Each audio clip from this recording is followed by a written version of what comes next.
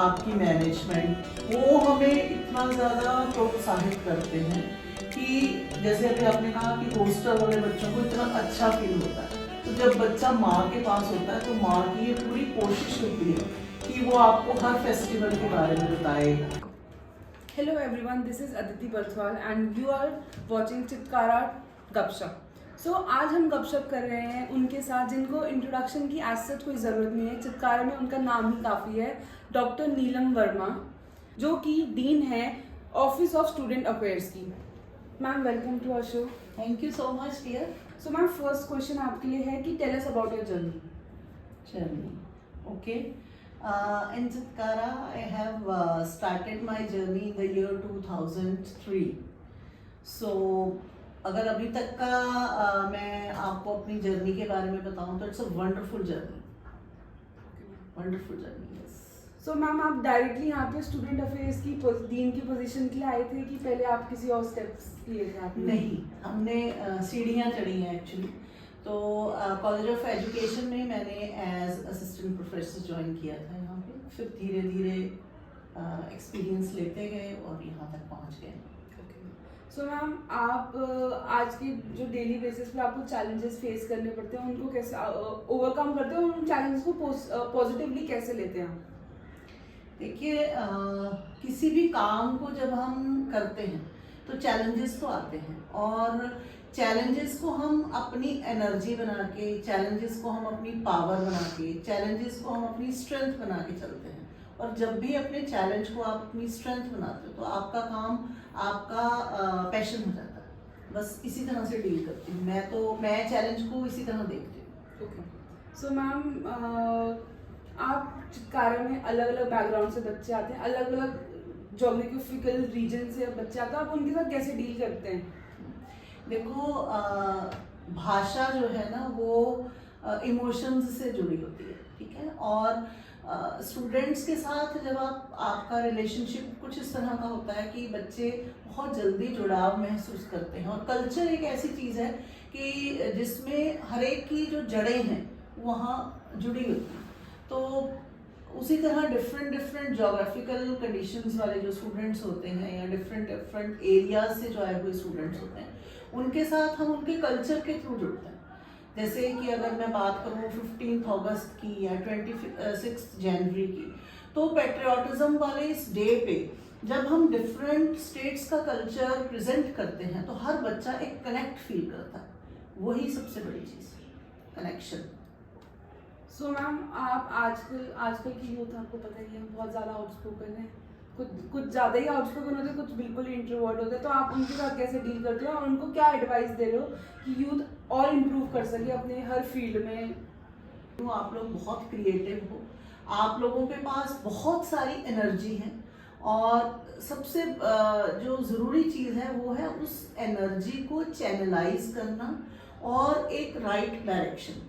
और office of student affairs जो है, बिकॉज मैं हमेशा बच्चों को यही बोलती हूँ कि ये आपका डिपार्टमेंट है, स्टूडेंट अफेयर्स है, तो हमारी तो वैसे ही ये मॉरल रिस्पॉन्सिबिलिटी बन जाती है। और जब आप एक कल्चर से जुड़ जाते हो, जब आप डिफरेंट क्लब्स में अपने टेस्ट से जुड़ जाते हो, है ना, तो वहाँ पे हमारी जो क्रिएटिविटी है या हमारे अंदर की जो एनर्जी है वो बहुत ठीक तरीके से चैनलाइज होती है। वही एक रास्ता है जहाँ पे कि आप ये कह रहे हो कि आज का जो स्टूडेंट है, कोई इंट्रोवर्ट है, कोई एक्सट्रोवर्ट है, वहाँ सब लोग एक बैलेंस्ड पर्सनालिटी के साथ शामिल होते हैं, और अपने जो इंट्रोवर्ट्स होते हैं वो धीरे धीरे सोशल होना शुरू हो जाते हैं, और जो एक्सट्रोवर्ट्स होते हैं उनको पता चल जाता है कि मैंने अपनी एनर्जी को कैसे चैनलाइज करना। एंड मैम एक क्या चीज़ है जो आपको हमेशा उठने को मोटिवेट करती है और हमेशा कंटिन्यू करने को वेट कर, मतलब आप किसी भी हर्डल पे रुकते नहीं हो, आगे कंटिन्यू करते हो, उस हर्डल को पार करके आगे अपनी सक्सेस की तरफ बढ़ते हो? सबसे ज़्यादा प्रेरित मुझे करते हैं आपके चेहरे,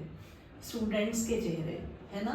और जब इतने यूथ के साथ हम लोग डील करते हैं, इतने बच्चों के साथ जिनके अंदर इतनी एनर्जी है, इतनी पावर है, तो वो चीज़ हमें चलने के लिए प्रोत्साहित करती है। सेकेंडली, हमारे मेंटोर्स इतने अच्छे हैं हमारे। अगर मैं बात करूँ डॉक्टर मधु Chitkara, pro chancellor Chitkara university की, तो वो एक मार्गदर्शक हैं, क्योंकि वो उनको हमने एज लीडर देखा है, वो कहीं रुकते नहीं, कहीं थकते नहीं और हमेशा सबसे आगे खड़े होते हैं। तो हमारी भी कोशिश होती है कि उनको रोल मॉडल मान के हम भी अपने कामों को उसी तरह करें जिस तरह से मैडम करते हैं। एंड मैम, जो पहली बार मैंने कोई यूनिवर्सिटी देखी है जिसमें डीजे पार्टीज होती है, कॉमेडी नाइट्स होती है, जैसे अभी गजल फंक्शन एक इवेंट हुआ था जिसमें खान साहब आए थे। हाँ जी। सो मैम, इसके पीछे का आइडिया क्या है? क्योंकि और कोई यूनिवर्सिटीज ये चीजें बच्चों को नहीं देती, और ये स्पेशली हॉस्टलर्स के लिए होता है, क्योंकि हम डे स्कॉलर्स के लिए भी बहुत डे स्कॉलर्स के लिए होता है, बट मैम हॉस्टलर्स को बहुत अच्छा फील लगता है कि उनको हर महीने 2 इवेंट्स तो मिलते ही मिलते हैं एंजॉय करने के लिए। सो उसके पीछे का आइडिया क्या है?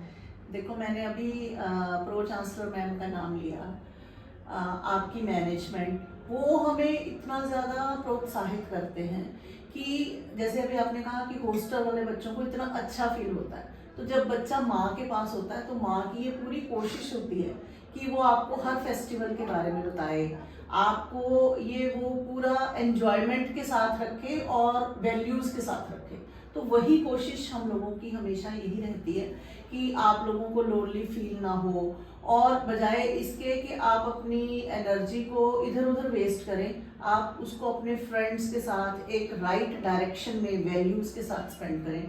इसके पीछे मैनेजमेंट का बस यही विजन है कि ताकि आप लोग एक जगह पे फ्रेंड सर्कल इकट्ठा हो, सोशल आपका जो दायरा है वो बढ़े, और कहीं ना कहीं किसी ना किसी आर्टिस्ट से हम कुछ ना कुछ सीखते हैं, है ना। हमें पता लगता है कि सामने वाले के अंदर यार कितनी स्किल है, कि इतने सारे लोग उसके पीछे हैं, तो वो चीज़ें हम उन सारी क्वालिटीज़ को पॉजिटिवली देख के उसको अपनी पर्सनालिटी में लाने की कोशिश करते हैं। बस यही एक छोटा सा कदम है हम लोगों का। एंड मैम, जैसे कि आप C2H2 के लिए बहुत अच्छे से मतलब उनको मोटिवेट करते हैं हर बारी, तो उनके जैसे हमारे कॉलेज का क्राइटेरिया कि 75% अटेंडेंस तो कंपलसरी है। सो उनको प्रैक्टिस करनी होती है या उनको कभी कोई जगह चाहिए होती है, आप उनको हमेशा प्रोवाइड करवाते हैं। तो इसके पीछे आप कैसे उन बच्चों को हमेशा बैकबोन करके आप उनके साथ हमेशा खड़े रहते हैं, इसके बारे में बताओ। मैं क्योंकि बैकबोन आप लोगों की बैकबोन मैं हूँ, लेकिन मेरी बैकबोन आप लोगों के एकेडमिक डीन्स हैं, एडमिन डीन्स हैं, जो कि हमारी इतनी सारी सपोर्ट करते हैं, और हमारी मैनेजमेंट है। तो ये भी पूरा ध्यान रखा जाता है कि आप लोगों का एकेडमिक्स भी खराब ना हो, लेकिन पूरा जैसे C2H2 क्लब की बात आपने की, जिसके अंडर बहुत सारे क्लब्स आते हैं, तो वो ये कोशिश हम लोगों की रहती है कि किसी ना किसी तरह आप लोगों को वो एक्सपीरियंस भी दिया जाए, ताकि जिस तरह से डीजे नाइट्स की बात आपने की, या आपने कहा कि यहाँ पे कभी गज़ल के कॉम्पिटिशन्स होते हैं, कभी कव्वाली के होते हैं, कभी कॉमेडी नाइट्स होते हैं, तो वो जो डिफरेंट जोन्स आप देखते हो, थिएटर का, म्यूजिक का, डांस का, वो चीज़ें कहीं ना कहीं आपकी पर्सनैलिटी में भी इनकलकेट करने की कोशिश करता है। तो वो एक स्ट्रॉन्ग टीम के साथ ही पॉसिबल हो सकता है, और इस मंच से मैं सारे ही एकेडमिक डीन्स का, एडमिन डीन्स का, और इसके साथ साथ मैनेजमेंट का तहे दिल से शुक्रिया अदा करना चाहती हूँ, जिनकी वजह से कि हम आप लोगों को ये एक्सपीरियंस दे सकते हैं। And ma'am, one more thing, अभी कस्टडी वाले बच्चे अमेरिका's गॉट टैलेंट का उन्होंने ऑडिशन दिया है। सो उसके बारे में आप कितने एक्साइटेड हैं, और कितना और आप बच्चों को मोटिवेट कर रहे हैं इसके रिगार्डिंग? हम लोग बहुत एक्साइटेड हैं, और फिंगर क्रॉस्ड है हमारी इस टाइम की, भगवान करे बच्चों ने इतनी मेहनत की है और अच्छे से अच्छा रिजल्ट आए, ताकि स्टूडेंट्स जो हैं वो चित्कारा यूनिवर्सिटी का नाम इंटरनेशनल लेवल तक लेके जाएं। एंड मैम, रंगरेज अभी इस साल तो हुआ नहीं मैम, अगले साल कब होगा? अभी नेक्स्ट उसमें होगा रंगरेज। हमने कोशिश है कि मार्च में आप लोगों के लिए, क्योंकि बच्चे बहुत एक्साइटेड है उसके लिए, हाँ, बच्चों को बहुत उम्मीद है, एक्साइटेड हो। हाँ जी मैम। और मैम, एक क्वेश्चन ये है कि एनएसएस हमारे कॉलेज का बहुत इंपॉर्टेंट पार्ट है। एनएसएस और एनसीसी हम देखते हैं यहाँ पे प्रैक्टिस होती रहती है, एनएसएस के भी कोई ना कोई इवेंट होते रहते हैं। सो मैम, एनएसएस का वर्क करना कितना डिफिकल्ट है, और क्या क्या इनिशिएटिव एज अ यूनिवर्सिटी हमारी यूनिवर्सिटी एनएसएस के साथ लेके कर रहे हैं? देखो, सबसे बड़ी बात अगर नेशनल सर्विस स्कीम की मैं बोलूँ तो हमारी यूनिवर्सिटी ने 5 विलेजेस को अडॉप्ट किया है, नियर बाय विलेजेस को, और हमारे जो वॉलंटियर्स हैं सबसे ज़्यादा आप जिस कंफर्ट जोन में होते हो ना, आपको पता नहीं चलता कि भगवान ने आप लोगों को कितनी अच्छी फैसिलिटीज़ दे रखी हैं, कितने अच्छे ब्यूटीफुल कैंपस में आप लोग हैं, कितनी अच्छी फैमिली से आप लोग हैं। लेकिन जब हम अंडर प्रिविलेज लोगों को देखते हैं तो हमें महसूस होता है कि भगवान का शुक्रिया करें कहीं ना कहीं। तो वो जो 5 अडॉप्टेड विलेजेस हैं वहाँ पे हमारे स्टूडेंट्स टाइम टू टाइम जाते हैं और विलेजर्स की बहुत ज़्यादा हेल्प करते हैं, नीडी जो लोग हैं उनकी बहुत ज़्यादा हेल्प करते हैं। और डिफरेंट हमने बच्चों के लिए इस तरह से चीज़ें जो प्रोग्राम्स हैं उनको बना रखा है ताकि उनको पता चले कि जिस सोसाइटी के वो मेंबर हैं, बिकॉज देखो अल्टीमेटली हम कहीं भी पहुंच जाएं, लेकिन हमारी एक रिस्पॉन्सिबिलिटी या एक नेशन को जो हमारी सर्विस है वो सबसे इम्पॉर्टेंट है, जो मुझे लगता है।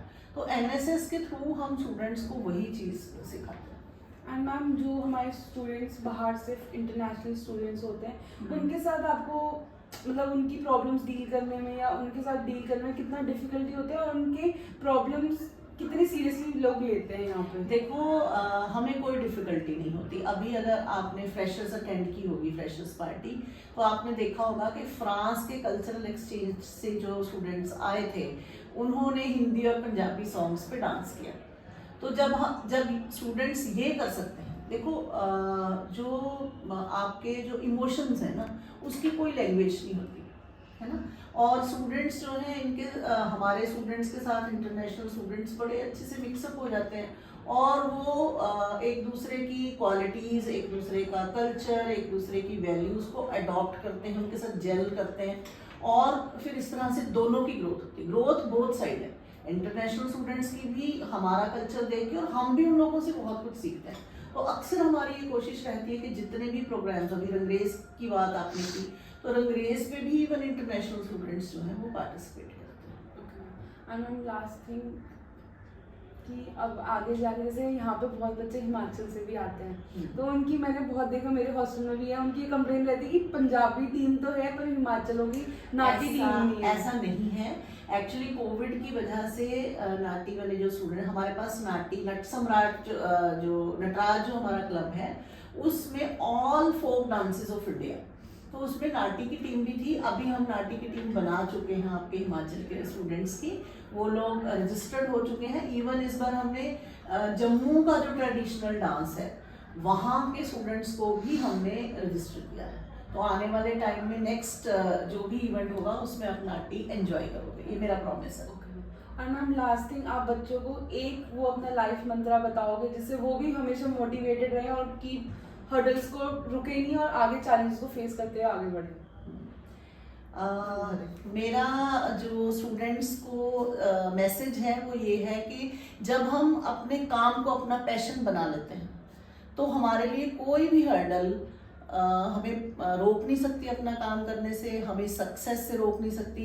इस चाहे वो आपका एकेडमिक्स है या आपका कल्चरल है, कुछ भी है, अगर आप उसको अपना पैशन बना लेंगे तो आप आगे आगे बढ़ेंगे। सो थैंक यू मैम हमको अपना टाइम देने के लिए, थैंक यू हमसे बात करने के लिए। बहुत अच्छा लगा मुझे भी आपसे बात। Thank you ma'am. Thank you.